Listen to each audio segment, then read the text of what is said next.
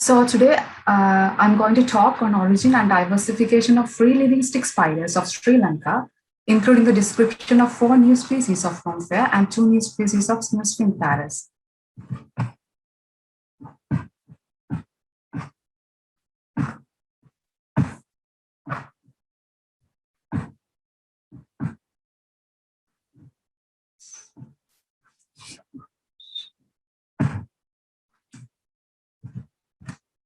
Sorry, I can't go to the next slide.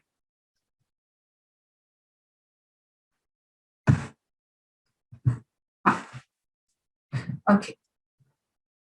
These are my objectives: taxonomy, discovery of species, evolutionary relationship, quantify diversity, and conservation. Arachnologists have classified spiders into 114 families, and I am working on family Theridae, commonly known as comb-footed spiders, because they have comb-like serrated bristles on tarsus of their fourth legs. It is the 7th largest family of spiders, consisting of 2,500 species and 124 genera. They are highly diverse in species richness, morphology, behavioral traits, and web architecture. So my specific target on subfamily Argyrodinae, which was introduced by Yoshida in 2001 and represented by 6 genera, including Argyrodus, Ariamnus, Neospintharus, Rhomphaea, Spherophista, and Pharitus. Among them, my specific work on Argyrodus, Neospintharus. Here you can see the species distribution of newly discovered Rhomphaea and Neospintharus. The map derived from QGIS software using the coordinates of sample localities. Methodology was initiated with the sample collections, specially done by beating vegetation and hand collection. Then the collected specimens were preserved in 70% ethanol for morphological level identification. That was initiated with the dissection of female genitalia using pancreatic solution. Then the drawings of male and female genital organs were drawn using a compound stereo microscope that was attached to the drawing tube. Then the images of spider habitus and their genital organs were taken using camera-mounted stereo microscope and edited using Adobe Photoshop and Illustrator. Morphological level identification followed by molecular level identification that was done by with the extraction of 100% ethanol preserved leg tissues. Then the PCR was done using 7 primers of 3 genes, CO1, 16S, and 28S. Then the sequences were initially edited using Genius and secondarily manually edited using Messkit. Protein non-coding sequences were subsequently treated with GBlock to remove ambiguous positions. Then partition finder was done to find out the best fit model for each partitions. Maximum likelihood analysis was carried out using IQ-tree, and Bayesian was inferred with Mr. Bayes. Here you can see the morphological level identification of Rhomphaea species discovered in Sri Lanka, recording the genus for the first time in Sri Lanka. Rhomphaea species A, they have yellowish boomerang shaped of opistosoma with silvery flecks. Their prosoma has bilateral black stripes on their dorsal surface. Rhomphaea species B, they have sickle-shaped of opistosoma that is 8 to 10 times longer than prosoma, and the posterior part clothed with a silver sock. Rhomphaea species C, they have triangular, shorter opistosoma. Females have conical shaped of triangular shaped opistosoma, which is fully furnished with small silver patches. Also, as in species A, here also you can see that the prosoma has bilateral black bands dorsally. Rhomphaea species D look like a thin, dry twig.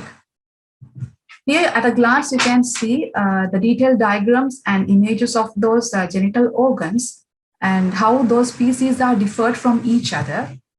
Let's move to the morphological level identification of Neospintharus. We discovered 2 new species of Neospintharus in Sri Lanka. Neospintharus species, Neospintharus A and B, more or less similar in appearance, but species A can be differentiated from species B by looking at their length of prosoma and clypeus modification that is shorter when compared to species B. Females of species B has a fishtail-like posterior extremity. Here you can see the morphological level identification of Aguirodis species. Each of them can be easily, males of all species can be easily separated by looking at their clypeus modifications. Species A, known as Aguirodis argentatus, they are dewdrop spiders. They have bulbous-like clypeus modification, fully furnished with shiny silver hue.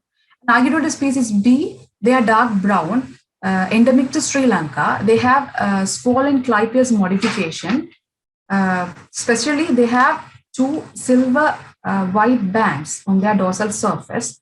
Aguirodis narsutus are cylindrical shape with yellow-brown body. They have spoon-like clypeus modification. Uniquely, they have diamond-shaped of silver marking on their dorsal opistosoma. Aguirodis scintillana, they are blackish-brown individuals with trowel-like clypeus modification. They are also endemic to Sri Lanka. Aguirodis flavescens, they are yellow-orange bodied creatures with animal jaw-like clypeus modification. It has two lobes divided by a cleft. To the fact, these species, Aguirodis flavescens, only recorded from the southern part of Sri Lanka, but also only from Kannaliya Forest Reserve. Let's move to the molecular level data. Table 1 shows obtained gene bank accession numbers received from our research. Table 2 shows gene bank, gene targets and PCR conditions used in this study. Table 3 shows best schemes and models used in the partition finder. This is the main content of my research. We investigated molecular phylogeny of 43 Sri Lankan species with 55 Asian and American species using the sequences of 98 taxa of 2,147 base pairs of 3 genes, CO1, 16S, and 28S. The tree shown here is a Bayesian, both maximum likelihood and maximum likelihood supported monophyly of Aguirodini, where genera Rmnus, Rhomphaea, Neospintharus, each of them recovered as monophyletic clades, while Aguirodis phyletus spherophista were not. And the tree rendered polyphyletic Aguirodis and phyletus with paraphyletic spherophista, and also the clade containing only Rhomphaea and Neospintharus, sister to all the other genera. When we have a closer look at Aguirodis species B, sister to Aguirodis species D, known as Aguirodis scintillana, and Aguirodis species, Narcitus species discovered from Sri Lanka, polyphyletic to Aguirodis Narcitus species identified from Philippines. And also the flavescent species, Sri Lankan flavescent species, morphologically as well as molecularly closely related to the flavescent species identified from Taiwan and Singapore. And also Aguirodis species A, known as Aguirodis argentatus, the clade recovered with Aguirodis antipodinus from Australia. When we move to the clade containing Rhomphaea and Neospintharus, Rhomphaea cluster, sister to Neospintharus, Rhomphaea species B, sister to Rhomphaea species from Philippines, and also Rhomphaea species D, recovered with Rhomphaea sinica from Taiwan, and also Rhomphaea species C, surprisingly closely related to the American species Rhomphaea metallissima and Rhomphaea fictilum. And also the clade containing 7 Sri Lankan Rhomphaea species A, supported as the members of the same species. When we put all 3 genera on divergent timeline, the results came like this. From the previous literature, we placed the oldest state at the knot representing the lineage of members consisting Rhomphaea and Neospintharus at about 12.5 million years ago, with the priors of normal distribution and 0.01 standard deviation. You have 5 minutes left. Yeah. Sorry? 5 minutes remaining. Yeah. And the tree showed that there's a close relationship between araneophagy and kleptoparasitism. Araneophagy evolved earlier than the kleptoparasitism. The reconstruction of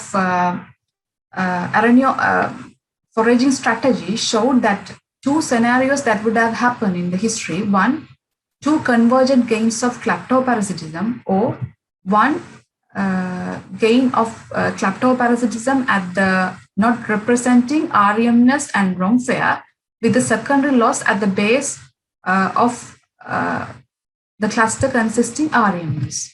As conclusions, 4 new Rhomphaea species and 2 new species of Neospintharus discovered for the first time in Sri Lanka, 5 species of Argyrodus identified, and 1 new species identified. Updated information will be provided later. And thank you.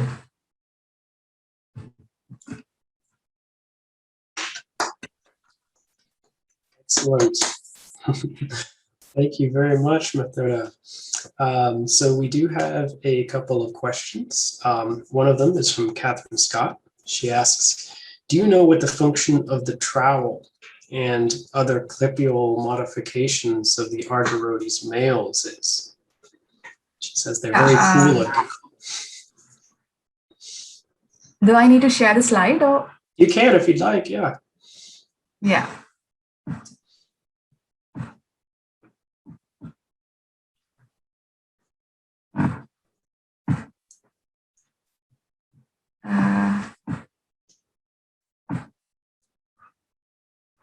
Here, yeah. Here that species A has kind of bulbous that an upper part somewhat swollen than the lower part, and species B, they have somewhat pointed, that is endemic. Among those 5, species B, C, and D, that means Narsutus scintillana, and species B that will be named later. So do you know what the function of these structures is? Like what they're used for? For the foraging purpose? Yeah, like what do these projections do?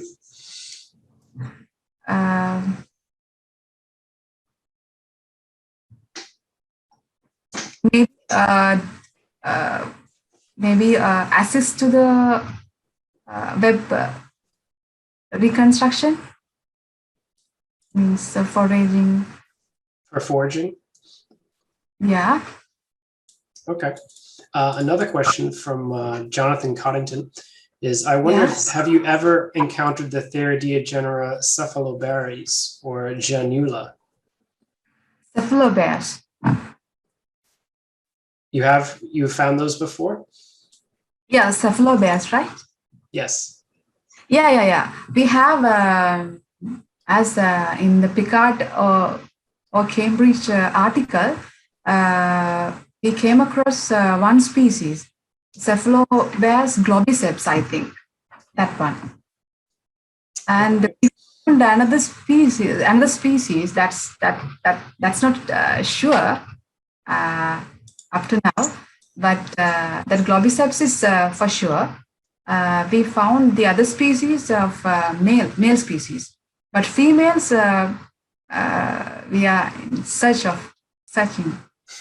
Okay, thank you very much, Mathura. So if you have any more questions, please reach out to her privately. Our next talk